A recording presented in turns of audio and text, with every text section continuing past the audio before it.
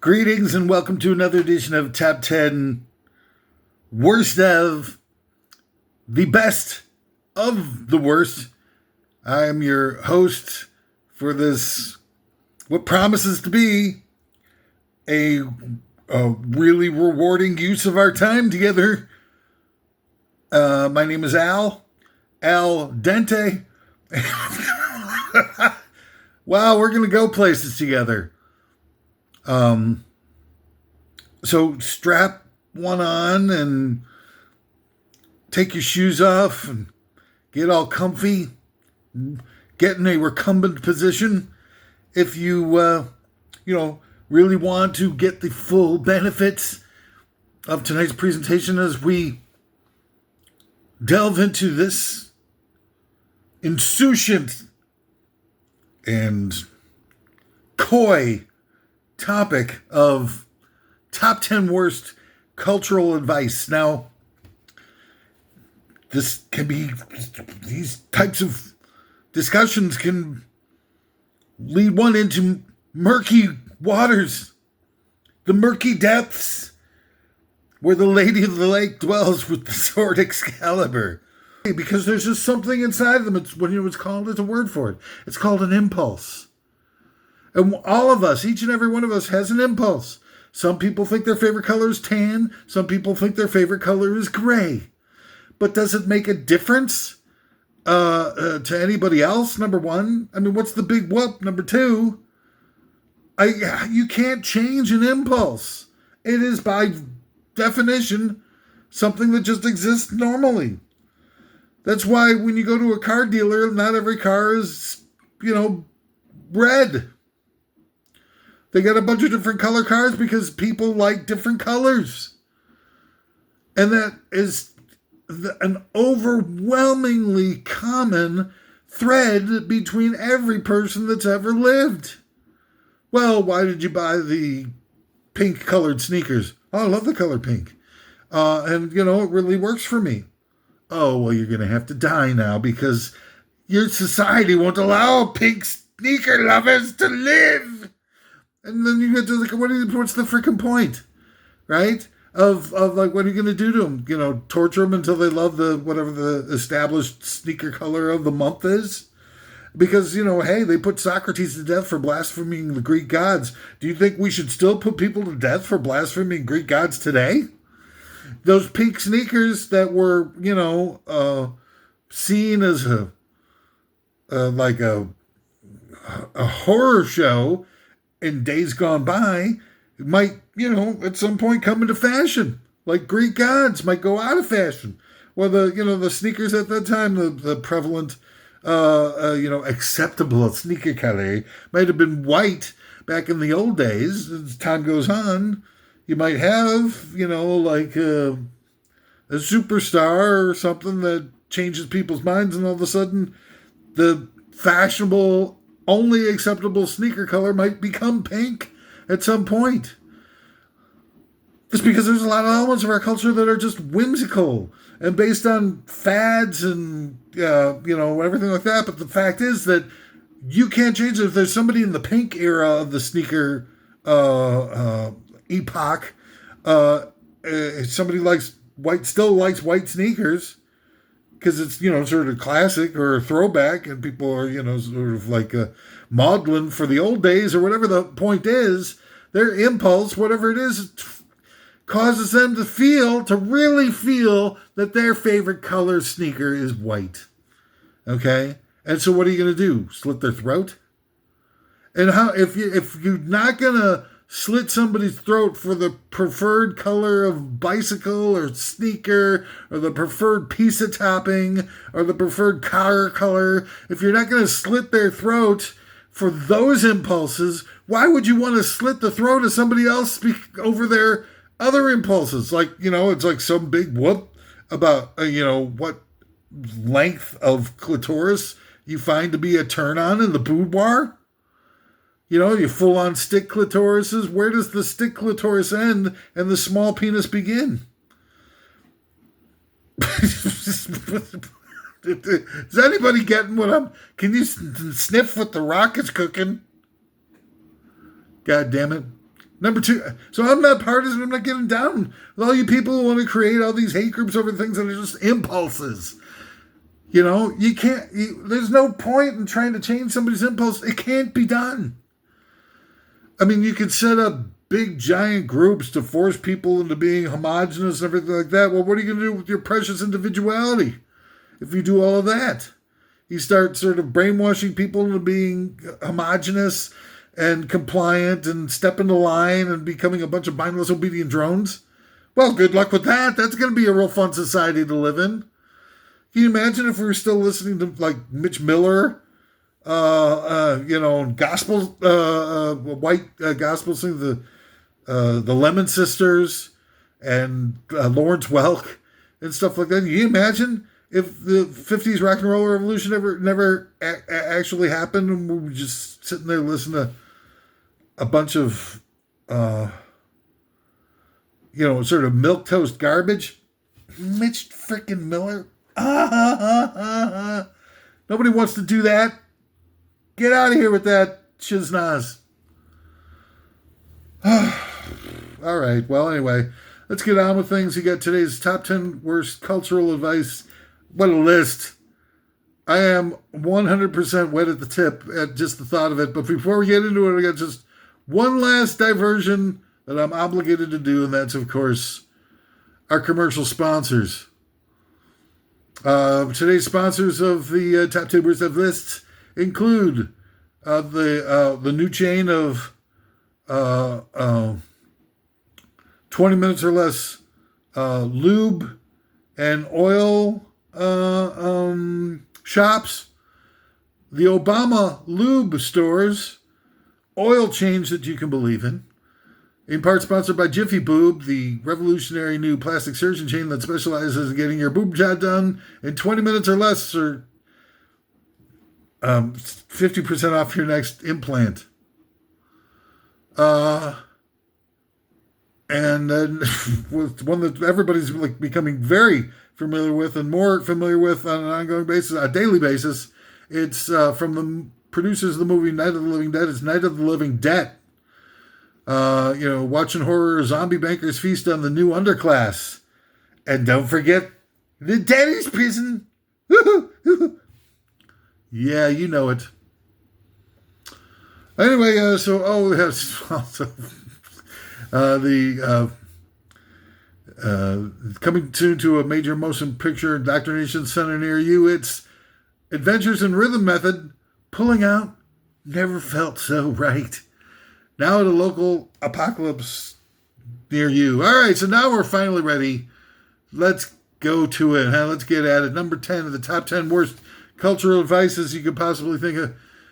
Protest dive bars for not paying you to do your hobby and allow billionaires like Spotify to pay 0.001 thousandth of a cent per spin for songs. And, do things like never protest the NFL forcing their halftime performers to pay for play. You do nothing for where all the money is, but yet you allow yourselves to be brainwashed into protesting dive bars and doing everything that you can to destroy them.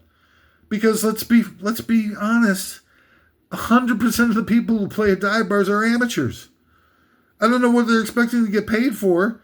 I never got paid for doing my hobby. At some point I got, maybe a little good at it after years and years of sacrifice and could bring in a few people and was able to, book some friends of mine into bands and shows and stuff like that so they could have a nice evening and make some money so they could stay open. But other than that, what's the point of saying, oh, well, you know what? I've got this really new hobby that I'm doing. I'm creating wax figures of porn stars from the 70s. And you're like, well, I'd like to bring them in and show them to, people in the club. But you need to pay me $400 for a 45-minute set of me showing my wax figures. Oh, well, are they any good? I mean, are people going to be blown away by this? No, not really. It's just a melted candle that I stuck my fingers into and felt the burn and then molded it into John Holmes and Marilyn Chambers. I pasadena. That's really what people are asking for. And you practice a lot. I practice a lot. We came as a band. We practiced a lot. We played, brought in a few people, like 2 people. You're a hobbyist. Get over yourself. You're worthless to anybody but yourself. And that's all that should really matter, by the way. Don't get me wrong. I'm not trying to say that you deserve to be exterminated in the death camps in South America that they're prepping for you for when the AI robots are, a robot army is ready to come round us up. I'm not saying that. I'm not saying that you deserve to be exterminated. You'd know better than I would whether or not you deserve that. What I'm saying is that you're hobbyist and totally worthless in terms of like your hobby. Who gives a rat's ass? I clip magazine articles on various different developments and acidophilus research and non-dairy creamer. I'm working on a research project involving non-dairy creamer. Yeah, okay, let's book you for Friday night in middle slots. Bring all the stuff in. We'll give you $500 and a blowjob in the back alley from somebody who's permanently lost their sense of gag reflex. Get over yourself. You should be doing everything they possibly can to prolong this gag reflexes. Die person on earth where you can do your freaking hobby. So good luck if you wind up destroying all of them because you're going to be stuck playing in your basement to nobody for the rest of your stupid, worthless lives. It's the only outlet that will allow you to go and do your thing on your own terms. So why are you fighting it? Why are you trying to destroy it when you've got all these different options of these billionaires who are putting the screws to every goddamn artist on earth so that you can make a living off of it? Spotify, if they wanted to, could pay the people, the successful artists, a living wage and still make a profit. Not everybody. But people who are showing like a commitment to artistic and creative integrity, following their own musical impulses into the nth degree, and rarefying and working on their art and collaborating with others, like-minded people, and creating, something that's really worth listening to and getting some responsiveness from their listeners. But you don't give a rat's ass about that, do you? You're like fine with Spotify paying 1,000th of a penny for every spin. You just got to get rid of those freaking dive bars. If you don't get rid of the dive bars, everything would be beautiful. Life would be so fantastic.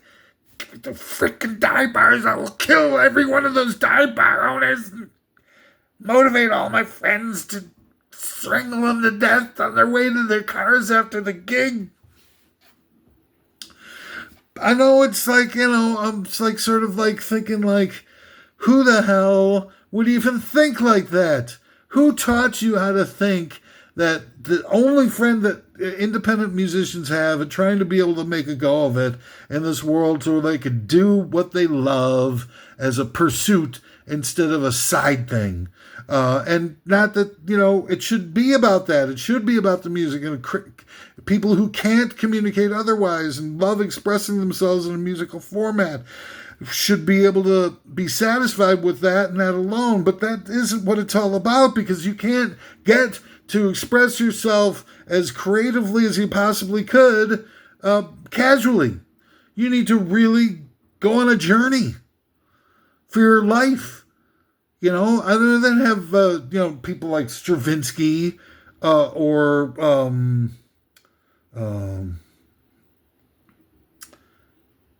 Alan B. Klein or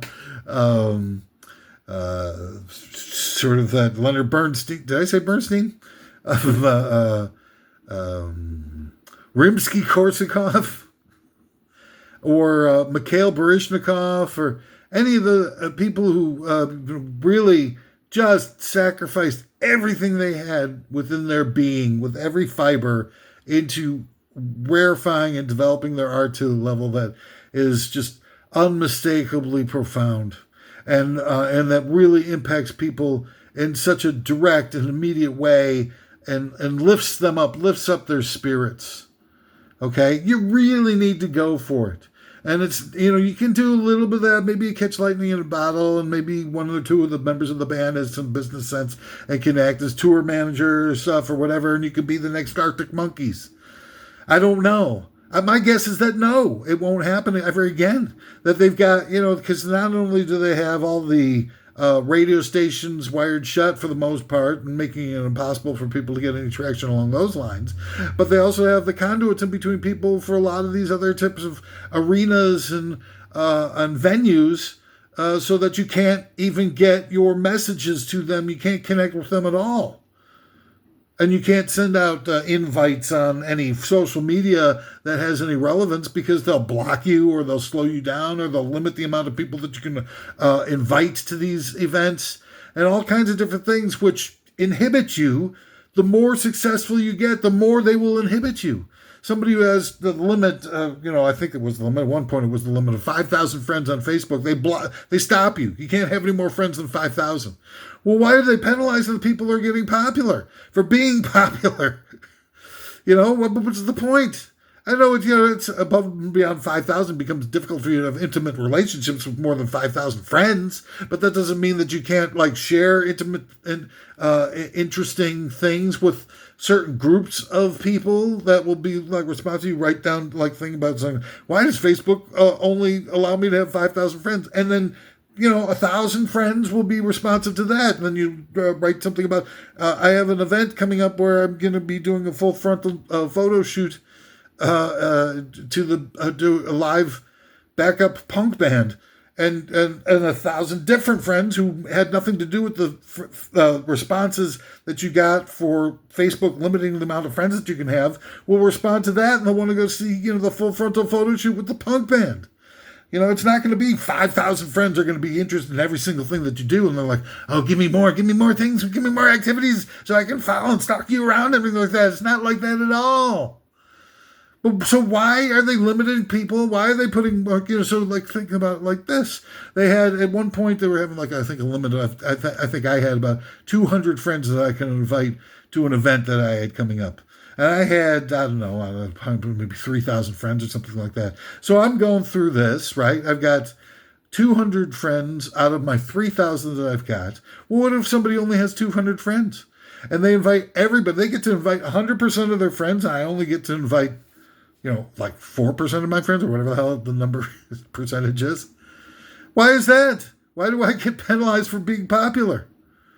Because I've got such a great personality and so damn sexy that, somebody like me being popular is just sort of par for the course. It goes with the territory. When you got a animal magnetism at this level, it just, oh my God. It's funny, I'm talking about my sexiness. And the lights go out. Number 9 of the top 10 worst cultural vices. Get so many tattoos that you look like a monster from a low-budget horror movie for the rest of your life. I never understood tattoos. I don't know what the thrill is of it. To me, it seems just more like advertising, where, you're so used to having logos draped all over your body that, you feel kind of naked without them. So you're going to tattoo some logos on your body. And then that might not necessarily be as economically advantageous as, like an Izod shirt or a members only jacket. But, it still is kind of representing some physical embodiment of a thought of something. Why not just have them see your, your bare naked nips for what they are, instead of tarting them up with a bunch of tattoos? It just seems, I don't know, maybe it's just because I see it as a deformity. It just grosses me out. Every time I see a tattoo, I'm thinking in the back of my mind, I try to keep it, I don't want to, it's just my druthers. I'm not saying that I'm condemning necessarily the use of tattoos, although I find them to be extremely gross and personally revolted by them. It just, my opinion's no better than anybody else's. So, screw me for having that visceral impulse when I see those yucky things. But why? What's the point? Why would you deface your body for some stupid piece of, like body art. And it's so weird the way it's like expanding so fast. So many major league stars are getting swamped with body art and tattoos and all that kind of stuff. It's insane. You get like 50, 60-year-old actors, I know, getting massive body. Ben Affleck, who's about like 75 years old at this point, has this gigantic, gross, vile body art all over his back. And I'm like, looking like, what the hell is wrong with you, Ben Affleck? And I'm thinking, like, there's something might be going on here with this artificially created compulsion to get people to defile their temple with body art like this. It just doesn't seem, and you see them in the face, it's just so grotesque. It's monstrous. It's like, some kind of like universal movie was. People died when they went to see Frankenstein when it was released back in the 1930s or whatever it was. They were so freaking shocked and horrified by the appearance of Frankenstein on the movie screen that they had heart attacks and died. I don't know, Dracula was always the one that spooked me the most, to be honest with you. There's an old show called Creature Features on, and they had this one scene of Bela Lugosi's Dracula kind of going like, like that for just a second. And it's just like, God, it's like a body art tattoo. I just don't get it. Maybe somebody can explain to me. Another theory I've got on it is it could be like, just people just trying to do something for the gram. So they got like, because people, conveying their thoughts and ideas and philosophies on life can be very dangerous. It could ruin your life, can ruin your reputation, you can lose all your friends with one wrong thought or idea now. That's how much they've expanded bullying and peer pressure in what used to be, fairly open-minded bunch of people. Young people, things like that, were, experimenting with new ways of finding out new things about life and not condemning people for who they are, what their thoughts were so much, unless they were deleterious to the health and well-being of other people. But now you can be like, saying something like, I'm not saying that this is anything, but you can say something about, trans women and biological women's sports. And depending on what you say, you could wind up being like the hero of the stupid, or you could be like, risking life. One shop owner who had stuff like that to say that didn't go against it didn't go so well with the alt-left is dead now on the north side of Chicago. I don't know all the particulars of all of that, of why he's dead, or what he specifically might have said, but I do know that he was being threatened and harassed and had to, sort of like watch his back in a big way. Well, what the hell is, we're that intolerant? It's pure Nazism. Where you're killing people for their thoughts and beliefs? What's the point of, we've got nothing left to protect? I mean, they took away all of our freedoms, and they said, after 9/11, and they said, like, here, we're going to have the Patriot Act and stuff like that, which means no more privacy because we need to protect our freedoms by eliminating our freedoms. Huh? What? But, not to, take away from anything other, but it wasn't really an original idea because the exact same thing happened back in Nazi Germany to give them unlimited terrorists, turning a terrorist government that gave them unlimited power to be able to destroy all freedom and freedom of expression or whatever they wanted to persecute. They could persecute was when they burned down the Reichstag in 1933, blamed it on the communists and said, well, we're going to come up with this thing called it's not the Patriot Act for them, it's called the Enabling Act. And it's, completely, brushes aside any civil rights.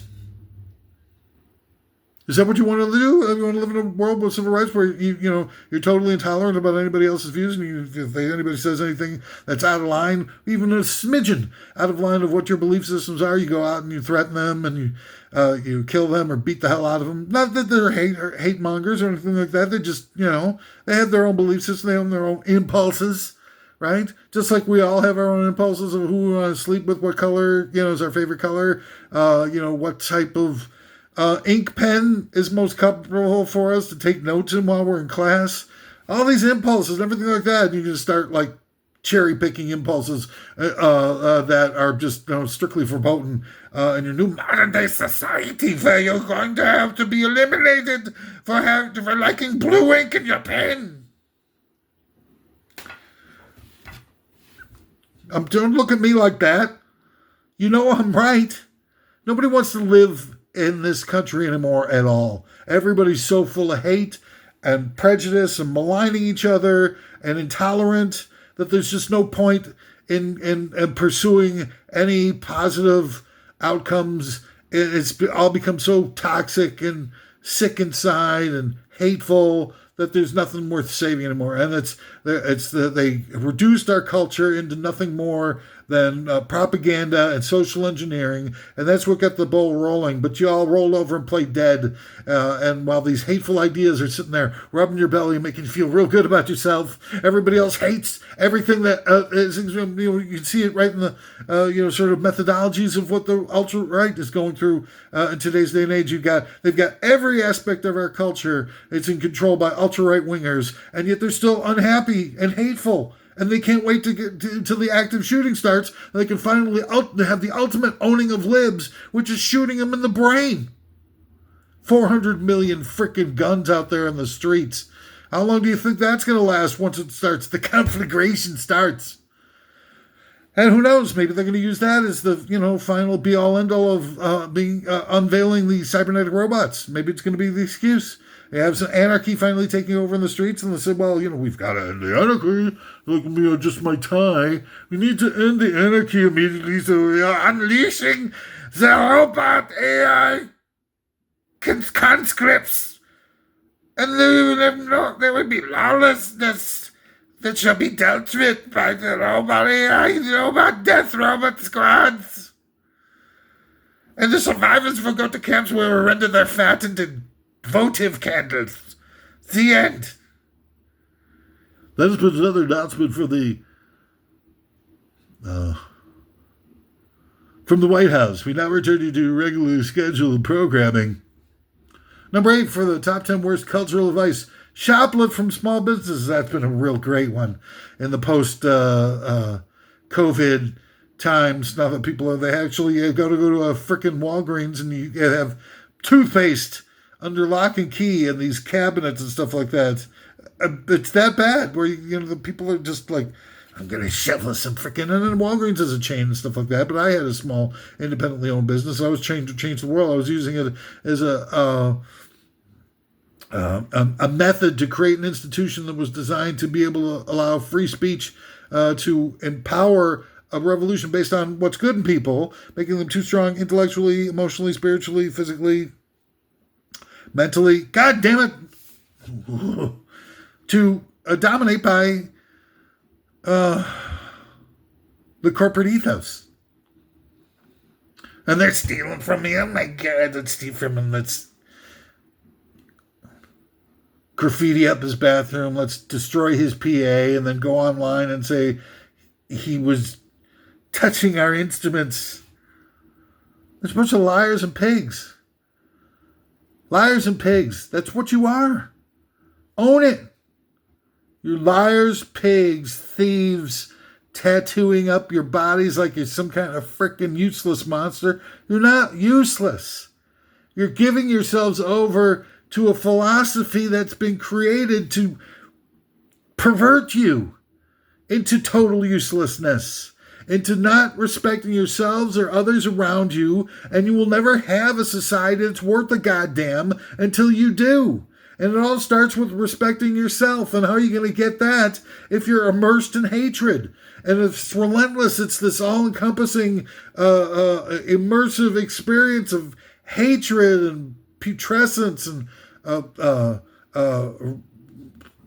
demonizing intelligence and soulfulness. Freaking crazy. Number 7 of the top 10 worst cultural advice. Listen to local Democrats and pretend they have your best interests at heart. Now, I'm not partisan at all. I'm not saying this as a guy who's like secretly righty and trying to get in your heads about, planting a seed about how bad and evil lefties are. No, they aren't really lefties, is what I'm trying to say. Like, these people are selling out your future and selling out your parking meters for pennies on the dollar and selling out public parking lots and toll bridges and stuff like that for pennies on the dollar to these billionaire LLCs. And not for nothing, they're doing it because it hurts us, the working class, whose assets they really are and always were. And, and all these people are going through and they're building useless little community, like little gardens in economically growing areas so that it stops the growth, takes away parking, and inhibits any ability to be able to expand the growth of small businesses in those areas. And they pay people to design those things. In Chicago, they have one in Logan Square where they ended Milwaukee Avenue, where it could have created this beautiful conduit of a bunch of little small shops and independent shops and stuff like that. And they put this, big, clunky little pedestrian rest area that nobody needs. I'm sure hardly anybody uses. And they're doing it in Andersonville, another area where a bunch of small businesses are growing together. And they're doing it in New York, and they're doing it in all the blue cities, all throughout the country, in an effort to destroy small businesses. So there's nothing left but box stores.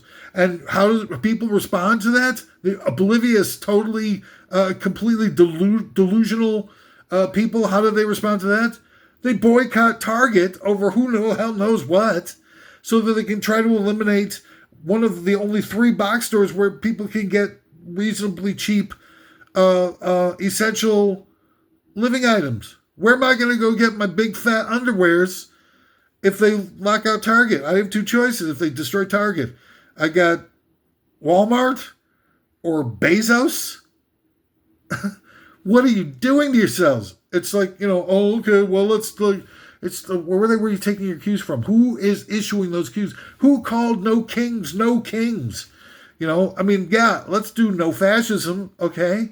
But no kings. Look at yourselves in the mirror. Goddamn Democrats were the ones who ran a candidate that wasn't elected. In 2024, they ran a nominee that wasn't ever elected to represent the Democratic Party. So the Democratic Party is closer to no kings than the Republican Party is. So are you no kings? Are you going to sit there and point the finger at yourself? Once you point the finger at yourself, you got 3 more fingers that are pointing at you. Let's make fun of it. But it's not really something we need to make fun of. We're just going to wind up destroying our souls. Our precious little souls. Give me a break. The human soul hasn't existed in this country in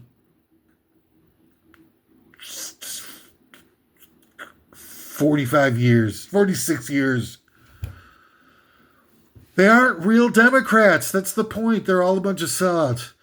Hillary goddamn Clinton was a volunteer for Barry Goldwater in her formative years. Not on the level. She is the one person responsible for us not having national health.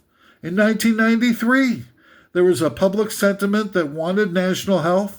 There was an initiative that was created. They had, Democrats had both houses of Congress, could have passed it. All they needed to do was say Medicare for all. It's over with. We'd have, for the last 45 whatever freaking years, we would have had national health. Like every other freaking industrial country in the world. Not be 17th in healthcare and having all of our leaders saying, like, we're the goddamn envy of the world in our healthcare. Our healthcare is superior to all other healthcares before it or since. We are the global leaders of healthcare. It's garbage, and it's all 100% laying the blame of this at the feet of Hillary Clinton. She's the one that backstabbed the working class. She's the one that set us up to fail and to have so many hardships, and how many people have died because they couldn't get coverage for a procedure that they needed, or how many people have died or been suffering in pure hell trying to pay medical bills that they didn't have money for and wouldn't get coverage for because of our lousy healthcare system.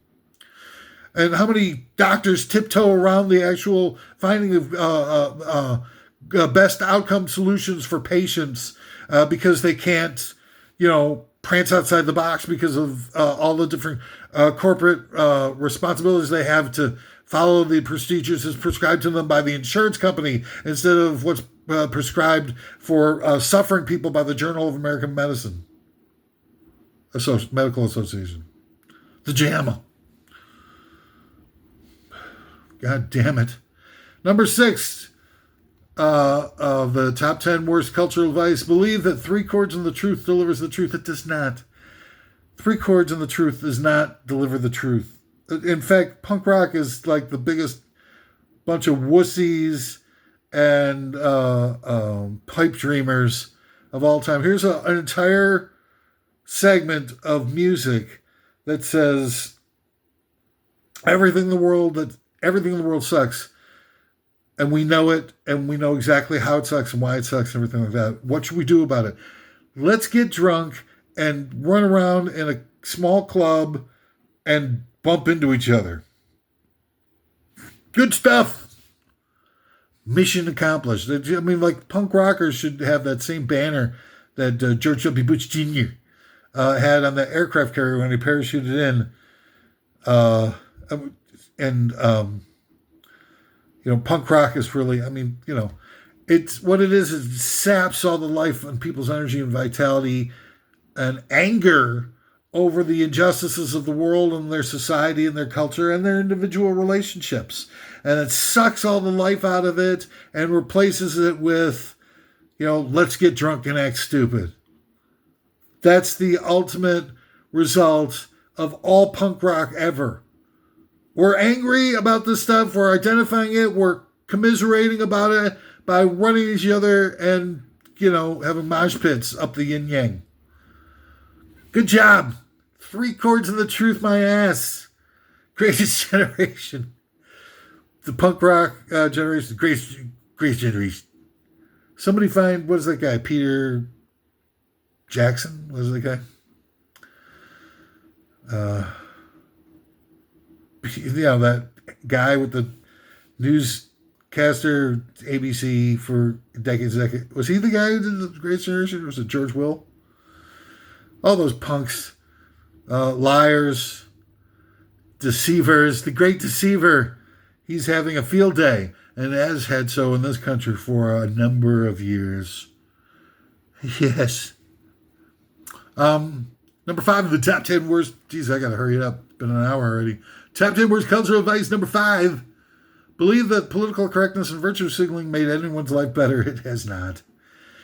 Nobody has gotten any better.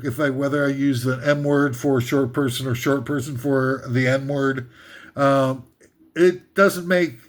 I can't possibly. I don't care really how many times you keep doing it. If you tell people that the words that bullies use for the purpose of bullying is being successful, the bullies will push harder. The bullies will be emboldened by the hatred that you're saying is really ruining their lives, and they will use it with more fervor, and because they know they're getting under your skin. But if you say, hey, look, I don't care what the hell you call me, just don't call me late for dinner, or whatever smart aleck remark will put them in their place and show them that, sticks and stones and all that kind of garbage is gonna be, like what we're gonna live by. I don't care what you say. It's just revealing the inner damage that you've got. How can I help you, my friend? How can I help you get out of the darkness that you're living through that would cause you to try to hurt somebody by calling them a name with malicious intent? And if the more that we do it, the worse it gets, because there's a lot of people who are like the great, the silent majority. there are a lot of people who are, sort of middle of the road, sitting on the fence, and they don't know what to choose about things. And their education system has let them down. They're immersed in this lousy cultural mechanisms that we've got surrounding us everywhere we turn, teaching people that being dumb is cool and underage drinking is like really hip and super suave way of people to be able to.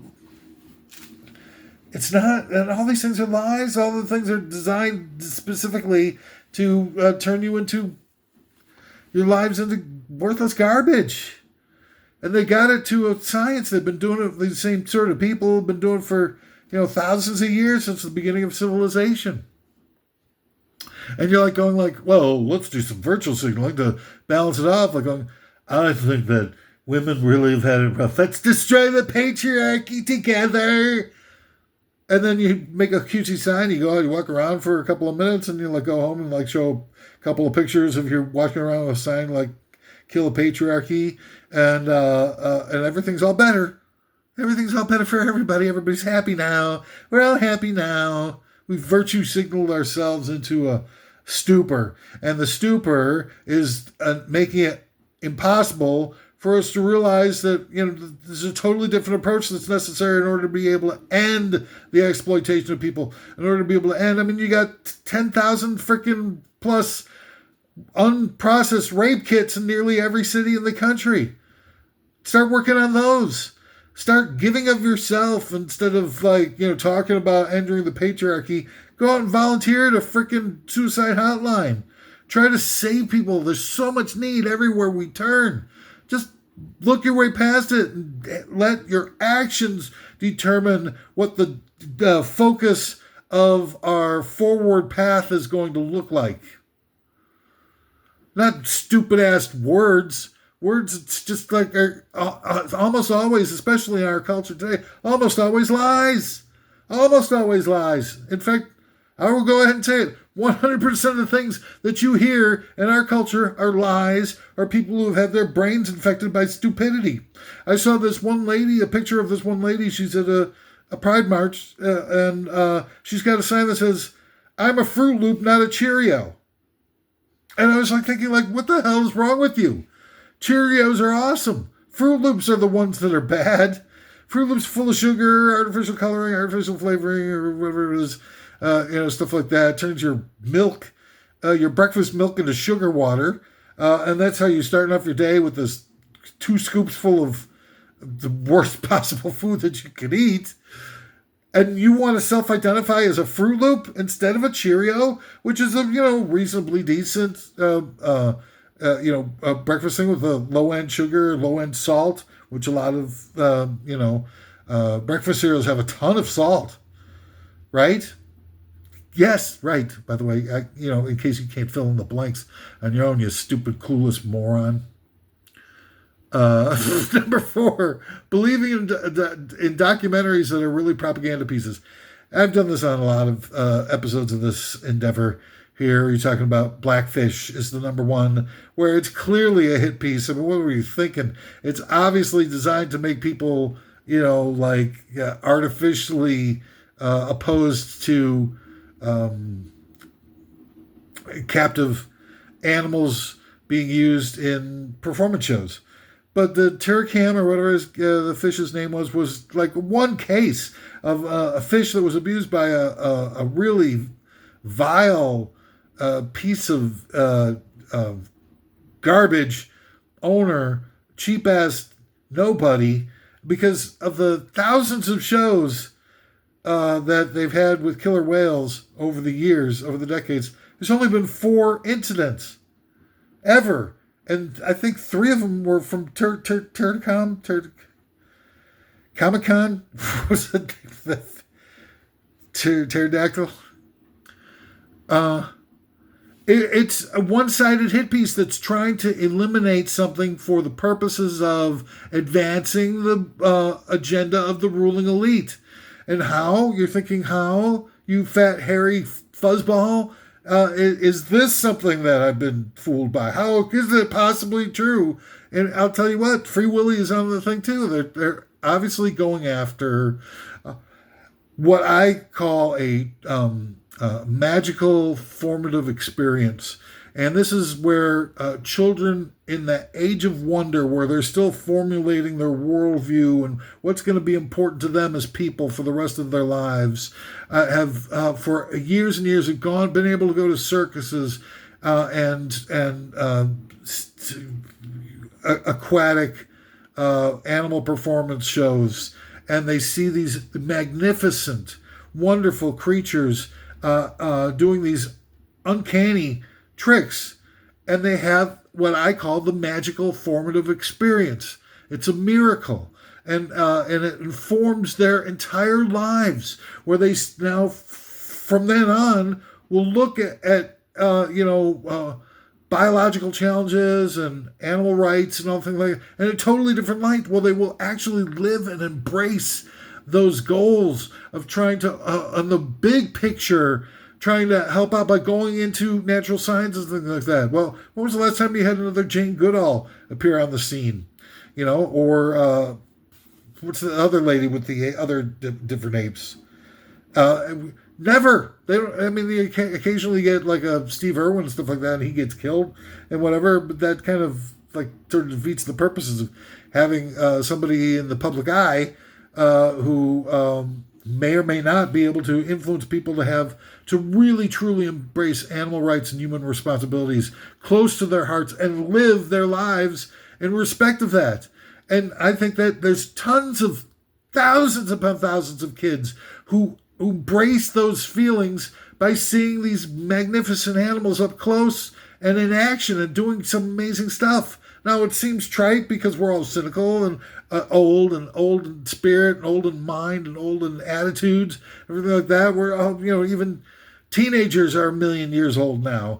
So it's impossible for us to believe that these things could be, miraculous to kids, but they can be miraculous to kids. And there might be a little extra that we're asking out of certain performing animals in order to be able to carry off these tricks and everything like that. But when was who's having an easy go of it anywhere in life? Anything worth it in life, not just to humans, but to everything. Everybody in life, it takes sacrifices in order to be able to make something worthy, to make something with impact. And why do the only worthy things that we need to have? Why is there an air and water show? It's nothing more than a commercial for the armed forces of this country to go out and kill a bunch of brown people as a vehicle for them to be able to have sort of like arms dealer shows in real life. These are just, all the people that are being killed off are just beta testing to show all the political despots in their countries and everything like that. Oh, look at that armored personnel carrier vehicle in action. Whoo, boy, I got to get myself going. Let's sign me up. I need to get myself about 30, 40 of those so I can beat the hell out of my indigenous populations without anybody, reporting on it. And that's what it is. That's what the air and water is using. Recruitment tool for the military. And a sales pitch for the military and everything like that. It's horrible. Why not cancel those? Those people go out and they kill thousands upon thousands of people all the time. And yet you won't allow a circus to take place so that a child can be full of magic and wonder and go into a life of trying to pursue protections against the animal community at large, protecting their habitat, ending the amount of animal testing, ending industrial farming, ending the practice of putting 50,000 chickens in a warehouse with 3 or 4 to a cage so that they have to pull their beaks off so they won't peck each other to death. How's that going to change if you don't have people who are in the formative years being deeply moved by animals, interacting with animals directly? They got that thing, Animal Kingdom in Disney World. How many people can afford to go to frickin' Animal Kingdom? It's the most boring park. It's only got like 2 rides or something like that. People can't afford that stuff. Those are elite level experiences for billionaires who are probably already lost. A bunch of people growing up like Taylor Swift and Kid Rock and all this other Ariana Grande and all those other people who grew up rich That seems to be the only people that the gatekeepers will allow through to get a mainstream level of distribution. You're the ones that are sick, and you're the ones who are letting this happen, right? It doesn't make any sense. I'm not talking about like I'm some sort of smart person that's figured it all out because I'm just better and more equipped intellectually than anybody else. This is like low-end stuff. These are low-hanging fruit things that we should all be seeing immediately. You should watch that goddamn Blackfish movie and said, this is obviously a propaganda piece. It should have been obvious to everybody. And then they got waiting for Superman, which is the equivalent of trying to make out charter schools as being, the be-all, end-all answer for getting Americans well-educated and prepared for the life and crossing the bridge to the 21st century. Lies. All lies, and you're totally clueless about it, and you won't do anything to try to help. You're just like totally, outclassed. And it's not all their fault. You need to do better. You need to say, like, the Learning Channel is not learning. It's not going to teaching anybody anything except how to be a bad human being, how to be a dumb human being, how to be exploited to the point where you're powerless in a world that's trying to end everything that you are. Or could be, actually, is a better way of looking at it. Number 3 of the top 10. I don't even remember what the hell we're doing here. Top 10 worst cultural advice. Number 3, believing you deserve vinyl. Cultural appropriations of old tired indulgences. Also, like martinis and cigars and skydiving and crew cuts. These are things that were thought of as cool like 10, 20, 50, 60, 70 years ago. And in the absence of having any means of being able to figure out what's cool in this era, you think using cotton tote bags makes you cool. I'm using a cotton tote bag.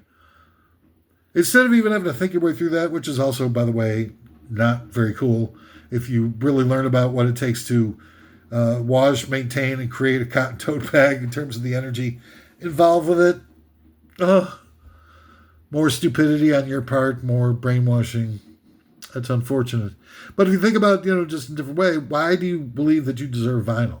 Vinyl, it takes 10,000 times as much to ship vinyl albums out to the stores with 10,000 times as much pollution and 10,000 times as much price and drivers and big rig 18-wheelers and stuff like that to be able to ship albums out to all around the country from the manufacturing warehouses and factories. What makes you think that you deserve that anybody deserves that stuff? What makes you think that you deserve a $500 million movie, for that matter? Why? I mean, are you that jaded? Are you that above it all that that you kind of, I won't watch a movie that costs anything less than $400 million for both production and distribution because I'm too important to waste my time to deign to pay attention to anything that's costs less than $400 million to produce a 90-minute reel.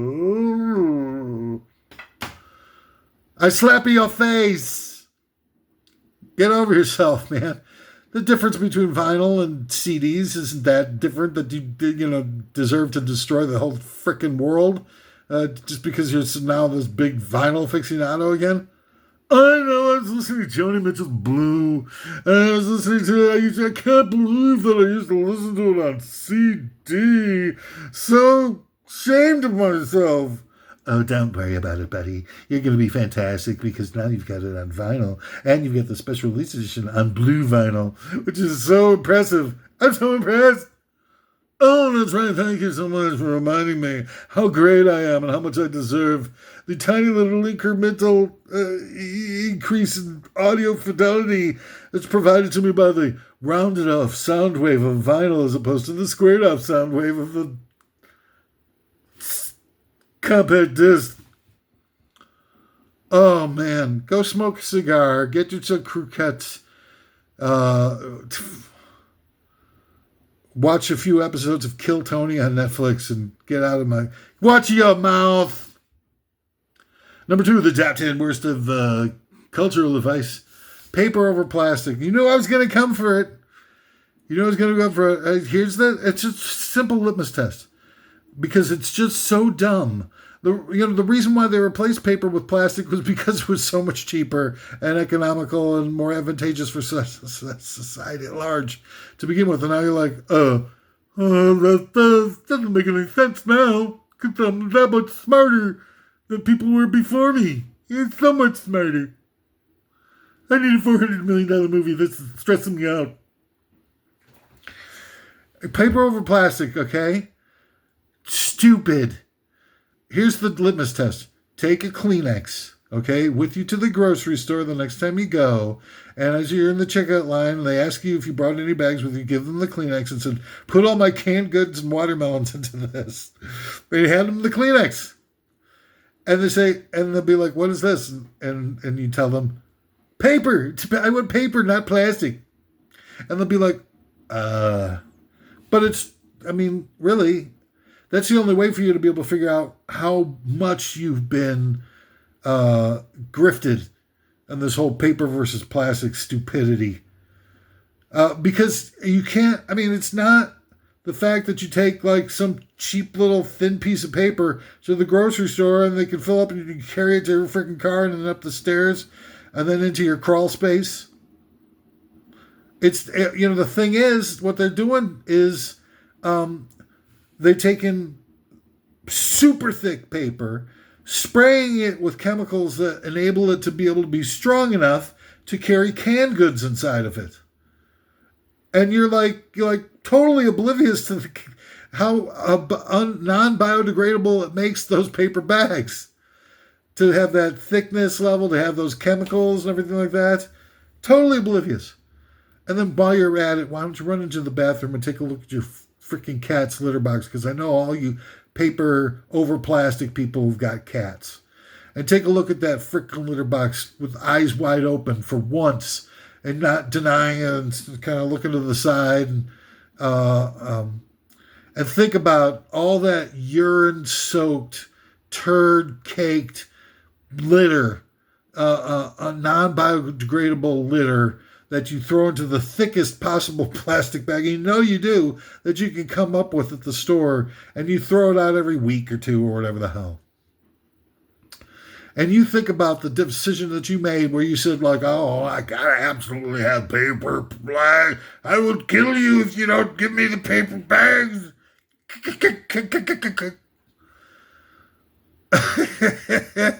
And did you go home, you got the cats with the litter boxes and little turds and things like that, and you throw that in a landfill. I wonder how much percentage, and they'll never talk about that. They'll never talk about baby diapers and disposable raisins and stuff like that, but they'll never talk about the cat litter.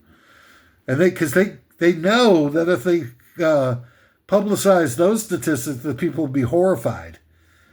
Because it's, the numbers on that, plus who the hell knows what kind of germs are being like sort of, it's like a petri dish of some of the worst stuff on earth.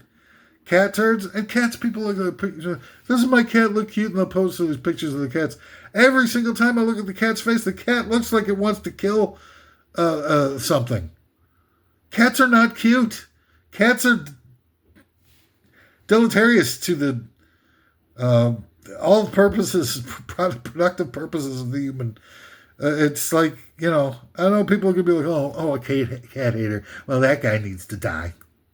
That guy needs to die right now. Let's put a crew together and kill that fat-ass fuzzball cat hater.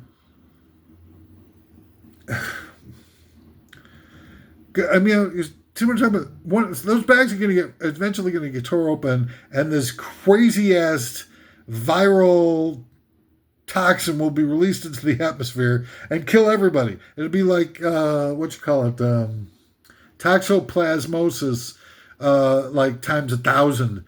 And everybody will be just like dropping dead, and the cats will all be like, yes, finally some fancy feast with some hair on its nuts. And they will eat us. Because cats are evil. I'm sorry. They are. They're not warm, fuzzy. I mean, we've overestimated and ascribed personification onto our domesticated recreational pets for so long that I know this is going to be,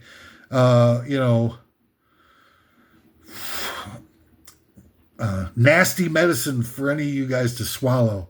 But, there's 9 million people in this world who are dying every year on planet Earth from starvation-related causes. And as it turns out, according to UNICEF, that the same amount of money that would feed everybody, all the human beings, is the exact same amount of money that we spend on recreational pet food. So you go figure it out, what the priorities need to be for you. But in the meantime, while you're trying to figure it out, I would like to start, and people are starting this dumbass postcard writing campaign about how much they, hate the fascists and government. Oh, gosh, that's going to be real effective. Another productive use of our time. But I would say, instead of writing postcards to the politicians to tell them to stop being politicians, why not write postcards to all the parents whose children are dying every year from starvation-related causes and say, hey, look, buddy, wanted to reach out to you. I was told that your kid died from starvation-related causes. I am a pet owner, and I just wanted to let you know that I couldn't give a rat's ass about your dead kid. My pets are my life and my family, and you can just live with your dead kid and just suck my ass. Signed, yours truly, Al Dente. Why not do that? Just buy a little time while you're figuring it all out, what to do. And just keep those poops and wee-wees coming. And big, thick plastic bags full of non-biodegradable kitty litter. Just keep it coming. Add to the burden of everybody else so that you can, live in denial of what a dirtbag you are, that you can't come up with a way to make human connection, so you got to get these automaton creatures that respond in ways that you ascribe as being love, when it's just really some, weird animal response that mimics the idea of love close enough for you to be able to feel like they're part of the family. But that's you. That's you being delusional. That's you replacing your inability to be able to connect in a real way to real people. And don't forget, Hitler had a dog. The dog's name was Blondie. And Hitler would walk into a room and Blondie would be like, oh, it's Hitler. Hitler. And Hitler would give him a little biscuit. And Blondie would be like, oh, I love you, Hitler. I love you. And lick his face. And, I'm not saying that you're Hitler, but I'm not saying it. And certainly 9 million people a year qualifies to Holocaust level types of experiences. And you're off there protesting, oh, I killed 75,000 Gazans. God damn. And you're right to do that. But you're totally ignoring the fact that 9 million people every year are dying from starvation, mostly children, are dying from starvation-related causes as ramifications of capitalism, ramifications of the industrialized world not giving a rat's ass and choosing to spend money on recreational pets for food rather than starting by eliminating starvation throughout the world and then moving on to recreational pets as a reward for doing the right thing and ending the Holocaust of starvation in this world forever. But you won't do it. You won't do it. You'd rather live in denial of that starvation going on, that Holocaust that goes on 9 million a year. 9 million a year. 90 million in the last decade. And you can't be bothered. So yeah, Hitler. Number 1 of the top 10 worst cultural vices things. Believing urine is edgy. That's right. Urine is not edgy. It was about 10, 15 years ago. Urine is however, I'm sorry to say, and I hate to be the one to tell you, because it was fun while it lasted, but urine is no longer edgy. You go up on stage, you do your stand-up routine, or you're in a band or something like that, just start to piss your pants. At one point, people would be like, oh, that is hysterical. Or that guy is a true entertainer. But now it's just like, oh man, something else to clean up. Anyway, that's all the time we've got for top 10 worst deaths today. I've really, what a gratifying experience has been for me, and I'd like to think that for you as well. And again, these are all my opinions. If you don't have any opinions of your own by this point, then you can adopt mine if you want to, and just sort of you pretend that they're your own. It's going to probably make a lot of people pissed off, because a lot of people are like really sort of enmeshed with this indoctrinational hooey that they've been force-fed forever, and getting people over their brainwashing is a dangerous sport. Let me tell you, there's something built in with brainwashing that when you get too close to revealing the brainwashing for being bulltink, people will get really violent, and they will push back, and it will be dismissive and bullying, and look to do anything they can to weasel their way out of the conversation before you actually reveal, and they'll live in denial and everything like that 100 times out of 100 rather than confronting the truth. It's just part of something that goes into the building of brainwashing. Now tune in again next time. We've got, oh man, you're not going to want to miss this. Top 10 worst times to drop trowel while going with an unfurnished basement. So come on back again real soon. In the meantime, I want to remind everyone of the charity event that we've got